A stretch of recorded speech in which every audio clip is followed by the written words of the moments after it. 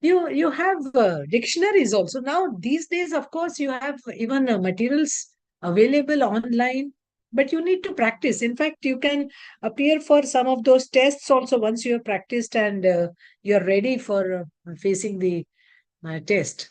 TOEFL is one, but I wouldn't recommend any of those tests. First, you need to prepare yourself. There are books and books. There are audio materials available, but you'll have to practice. That is what you need to do. Anyways, I think we can go ahead with the next point, unless there is any question. I'm a teacher. Oh, there is Dr. Mili Jetwani, who is a teacher. Huh? Okay. Okay. Fluency. Okay. So, what is fluency? Now, this is one topic that needs a lot of discussion, a lot of understanding, and a lot of clarity.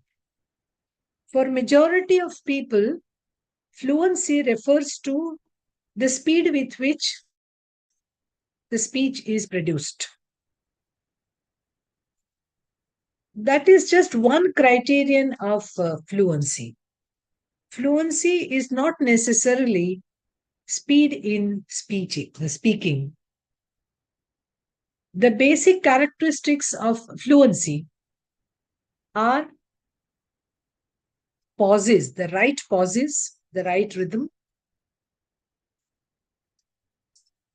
the accuracy in sound production, then appropriateness. Appropriateness in terms of social linguistic acceptance. That is, whenever we speak a language, whenever we use a language, we use it in a society. The society could be of just 2, 3 persons. You may be the speaker and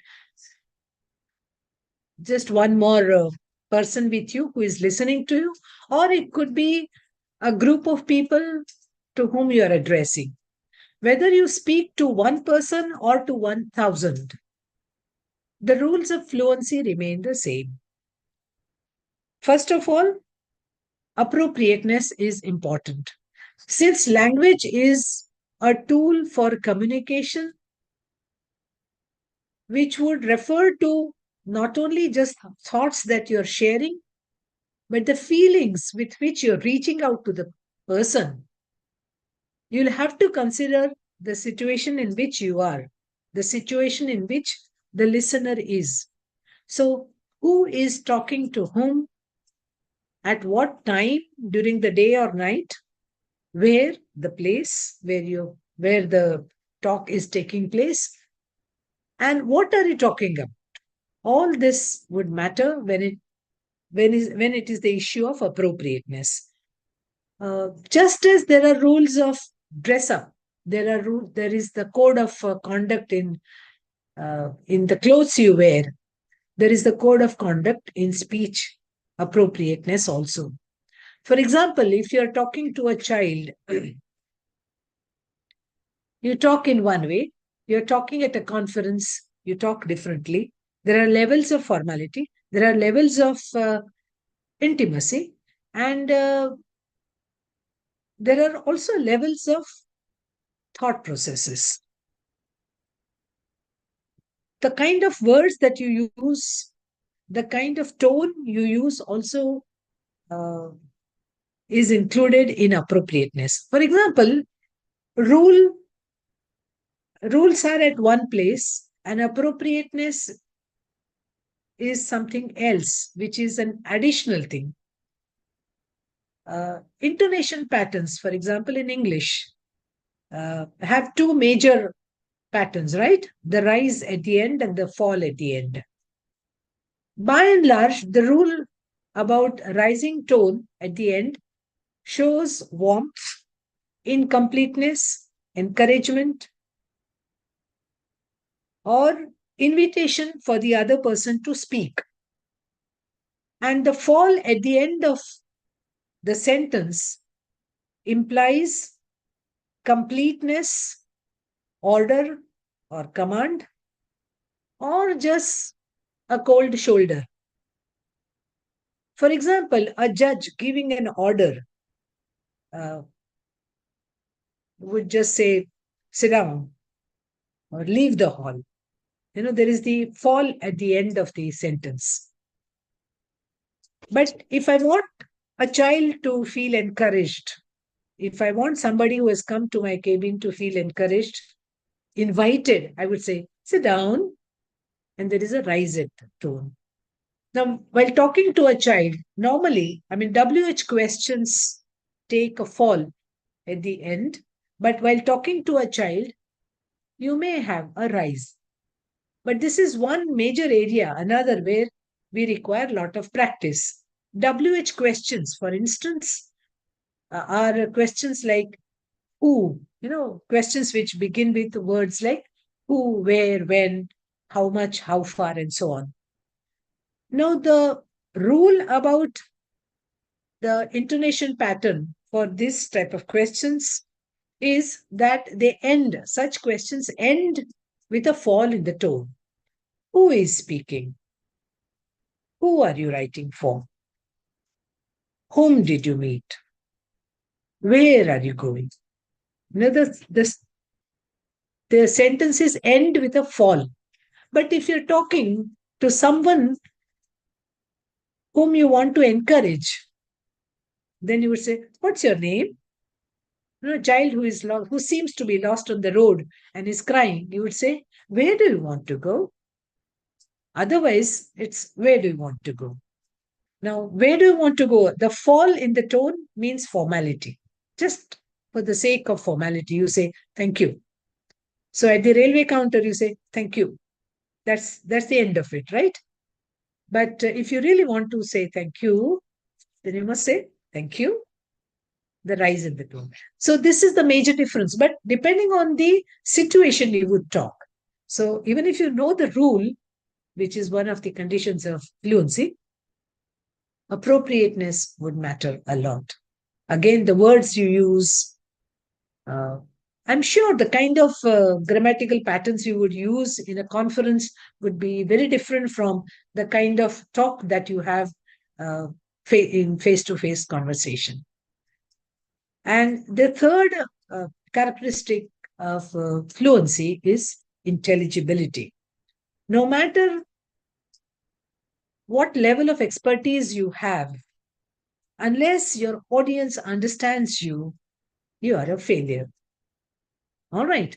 So your thoughts, your philosophy, all that you want to share must create a response, must be understood. Unless that happens, you are not fluent. Or unless that happens, communication has not taken place. So, what happens with novices or those who have just learned the rules? They try to practice, which is a good thing. But then at times their friends would say, come on, what are you saying? We don't understand what you're saying. So forget about the rules and talk the way they understand. So the dialect also here would matter. Your practice would matter. Your understanding of the level of the audience would matter. And as teachers, since most of you would become teachers at different levels, as teachers, this would be a good practice. To know that there are rules, but you also need to know where to use rules and where to twist the rules. Okay. For instance, there are excellent speakers of English who don't really know that they know the rules. Okay. But they use the rules. This is at one extreme. They don't know that they know the rules, but they use the rules. At the same time, there are examples of people who are highly knowledgeable. Everybody wants to listen to them, but their English, in terms of pronunciation, their English may not be very acceptable or may not be really accurate. If you are a teacher of English and if you're trying to judge them by their pronunciation, then it would be wrong. An excellent example, A perfect example of this would be late President Dr. APJ Abdul Kalam. His English, he spoke beautifully. His English was excellent in terms of the choice of words, in terms of what he said. His thoughts were very good, but his pronunciation was typically Tamil, influenced by his mother tongue. But nobody bothers about how you say if you have stuff. So, once again, I would like to say that pronunciation is the dress code. If you really want, yes, but the dress matters, doesn't it? You go to a party in one uh, in one manner and go to a condolence meet differently, right? And in the world today, which is highly influenced by what they see, this is important, you know. So if you really want to be accepted, and especially initially, when you want to be established as a good teacher and want to teach your students to be intelligible, you'll have to practice this. Practice the rules of phonology along with the rules of grammar of writing, right? So both are very important. Yes, let's see if there is anything that they would like to ask, or let's see if there is anything else next. Some challenges, right? As teachers, we need to polish our language. We need to continue polishing our language, whether it is the written form or the spoken form. But most importantly, it is the theme on which we speak that is important. Now, what we want to say is as important as how we say it, right? So let's focus on both. The pronunciation and the expression part of language can be taken care of through rich exposure to literature, exposure to a variety of types of writing. So reading is something very important because it's reading which gives us ideas. It's reading which will help us understand people. It's reading which will help us understand how how in different cultures what is expected. Even in terms of communication, there are rules of communication which are very very different in different communities, in different countries. For instance, in the Middle East, in some community, when people meet, they rub their noses. But that's not something that would be acceptable everywhere. Even shaking hands is not always acceptable between genders everywhere. So this is something that is understood through life, but our life becomes rich through reading, because when you read, you become richer with that culture. Okay, so rich exposure through reading, through models of listening. Nowadays you have lots of materials on the internet also, and practicing. Now you can provide practice to yourself and to your students in different ways. Minimal pairs are one of them. What are minimal pairs? A little while ago, I'd given an example of one sound being different. A and A, for example, right? And what were the words? You take pen, P-E-N, pen, and you take another word, pain, P-A-I-N.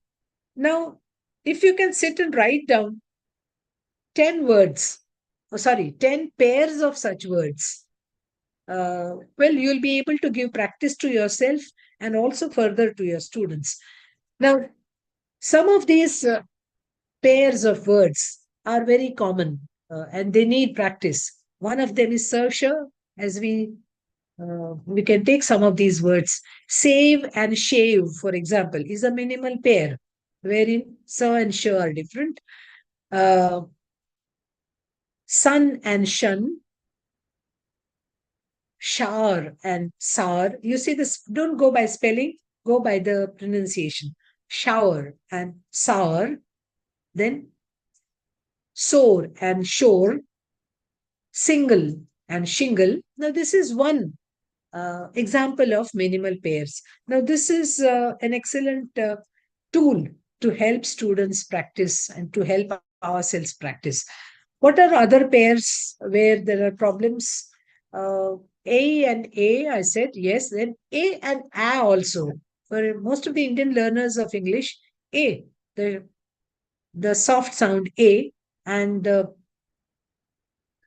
focus sound, the one that is stressed, A. These two are difficult. What are the words? Where do you have A and A? See, most of the people say anything, right? It's anything, anything. A. Every day, not every day. So A, ant is different. Also, anonymous is yes. Then other words, act. Annoy, annoy. It is annoy. Apple, right?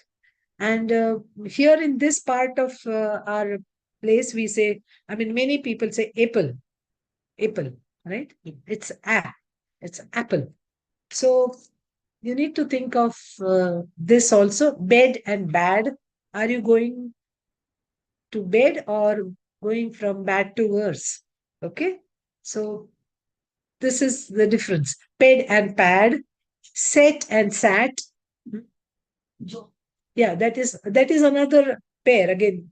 O and O, no, job, O. Actually, HOARSE, horse and horse. Again, these are pairs. So they need to be practiced. Fur and purr also. Fine and pine. Pine. I'm pining for my friend. Pine, pine, and fine, fine. So fan and pan. So you say pan, frying fan, right? And pry and fry also. Fly and ply also are two words. No, these are the tongue twisters. Sorry, these are the minimal pairs which can help us improve pronunciation. Tongue twisters are again another way of helping students and ourselves to practice pronunciation. They may sound a little bit, what should I say? Yeah, but it's fun. They may sound childish, but it's not actually. It's difficult to say. Um, you know, the swan swelled, the swan swam the sea. We shouted, "Swim, swan, swim!" The swan swirled and swam back again. Oh, what a swim, swan! You swam. Now you require a lot of practice with this kind of tongue twisters. So, and students would enjoy, right? Even you would enjoy practicing this. Recitation helps. The recitation of poems would help a lot. Even reading aloud reading aloud with emotions, and you have lots of good passages. You can take pieces from plays, Antony's or Mark. What is it? Yes, Mark Antony. Then many famous speakers are there. You will take them, and then that helps practicing. Uh, yes, and this is how you can have the dialogue practice, fluency practice. But we need to be conscious of rules and acceptability by the audience. Okay, so all said and done, rules on one hand, accuracy on one hand, and practice and acceptability, intelligibility on the other would make us good speakers, good communicators. If there are questions, we can take up, right? There is, I don't think there is a. Do they have questions? Excuse me, ma'am. Not yet. Yes. Am I audible? Yes, yes, you are. Ma'am, how to Who's speaking? develop the accent of British? Like when we speak in English, some words of French, if it comes in a course and kind of things that time, some words are so hard to pronounce, kind of. And in Yeah, reading, even some accent of British accent, if we are students of English literature, so we should speak some things like that kind of. So how to yeah, develop yeah. that kind of accent? Daniel Jones. Now you have dictionaries. In fact, all dictionaries give you pronunciation also. But for that, you'll have to learn the phonetic script. The phonetic script, again, it's not very difficult, but there are a few signs which are different. For example, pa, ba, ta, da, ka, ga are the same. Fa, ba are the same. But what we call th is, how do you pronounce th? It is normally in Indian languages, we say right? But actually, it is th. It is a dental sound, uh, fricative sound. Now, the sign for this is different. Okay. Similarly, there is nothing like the in English, though. So most of us replace it by the or the, but the actual sound is the. It's a fricative sound. So it has a different uh, sign. Similarly, the sound in pleasure, r. Normally, Indian speakers replace it by sh in the south, and here it is z. Actually, it is a combination of sh and z. It is pleasure, leisure, closure. Now, these ones have different script, and the sign is different. But these days, all dictionaries have pronunciation along with the words. You can refer to Daniel Jones's dictionary, and you will find all this information. In fact, the introduction also has this information, and the words are given along with the pronunciation. So you can.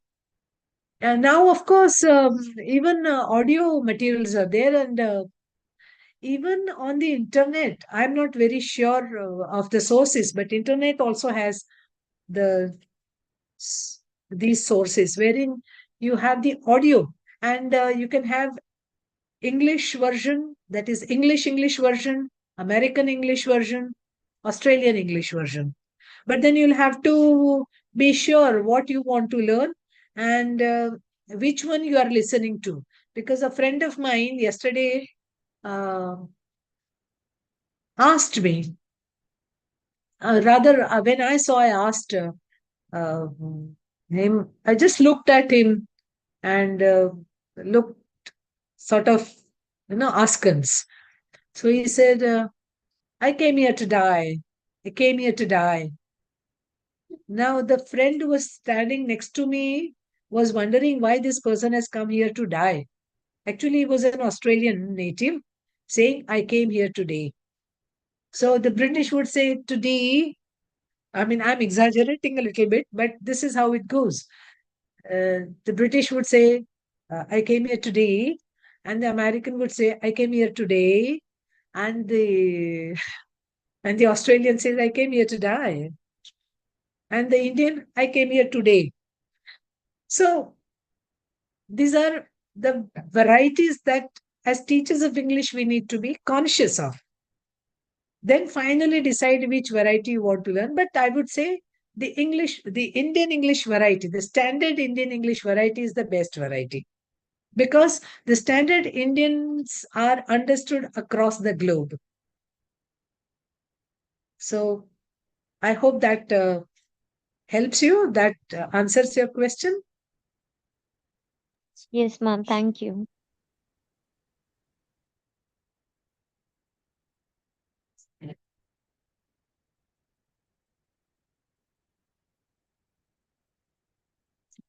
Yes. The question is, how can we remove colonial baggage from the English language while practicing? Yeah, follow the standard Indian English variety in speech. Follow Indian writers. And now let us look at English as one of the Indian languages in the sense that Urdu is also not basically an Indian language. It is a combination of Hindi and Persian. Urdu originated in the army camps where there were Muslim soldiers, and then there were Indian Hindi speaking soldiers, and then there were outsiders. So just as Urdu became one of the Indian languages, English also has become one of the Indian languages. If you feel that the British have looted India, have robbed India of many things, let us at least take advantage of this language so that we can go globally and our writers can go global. In fact, yeah, that reminds me of one funny thing. I was in England at Ramsgate for a training program, and I was staying as a paying guest, and this landlady was taking care of some of us who were from different parts of the world. There was a Filipino lady, and there was a lady from Korea, and then myself. So we were talking about how the Indian food has influenced the British food habits. Now they have started, adding spices to their food. I, as a teacher of the language, asked if the British, the native speakers of Britain, feel a little worried about the status of the English language because it is spoken across the world in a variety of ways. So this lady said, we feel insulted, in fact, that many people speak this language in an atrocious manner, but then we can't help it. And I think that is where our victory lies. So I think now in literature you say that you talk about the writer is dead, something of the kind, right? The death of the writer. There is the death of the writer theory. Here it is the death of the native speakers. Huh? Death of the author. Yes. So here it is the death of the native speaker of English. There is no native speaker now, or if they feel there is. In fact, the Americans also say, no, we don't speak English, we speak American language. The Americans don't go by what the British speak. So that is history now. And that is how society changes. And this is what is meant by intelligibility. This is what is meant by acceptability. The native speakers of English also accept the Indian speakers, the way they speak English. Yeah, fine. Thank you. Oh, yeah. Okay. Ma'am, what kind of questions regarding phonetics and phonology are asked in the net jet set? I think you have the question papers. You have samples of question papers. So you can go through those question papers. They are not very technical terms. They are very general questions. So if you go through those question papers, you will see what kind of questions are asked on linguistics and phonology. You can find those question papers from the library, or maybe they are on the internet also, right? So they are not very difficult, but this is just to make ourselves aware as students of English and as teachers of English. It would help us to become better speakers, better writers, better users of the language. Any other question? Is there anything else? No. No. Thank you.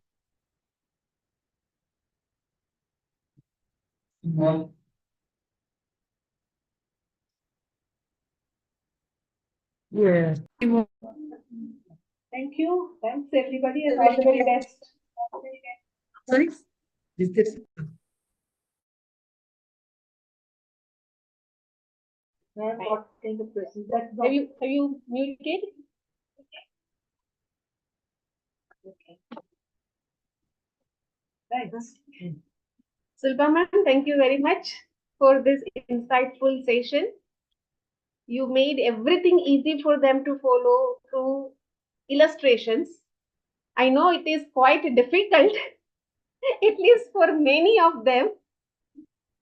But we hope that the way you have explained all the things, right? Pronunciations, the care that should be taken in future, they would have help of your insights, not only for the net examination, but also the way they use English. So once again, thank you very much on my personal behalf, on behalf of the department, and on behalf of all the student participants for accepting our invitation and being with us today. Thank you very much. Thank you. You're welcome. Dear students, I know all of you are, many of rather, are very regular, attending all the sessions, and this is really very encouraging to the team of coordinators who have been dedicatedly working very hard so that everything goes in a seamless manner. And do be with us for the rest of the days also. We'll be having an exam also at the end of the program, and you will have your certificate also.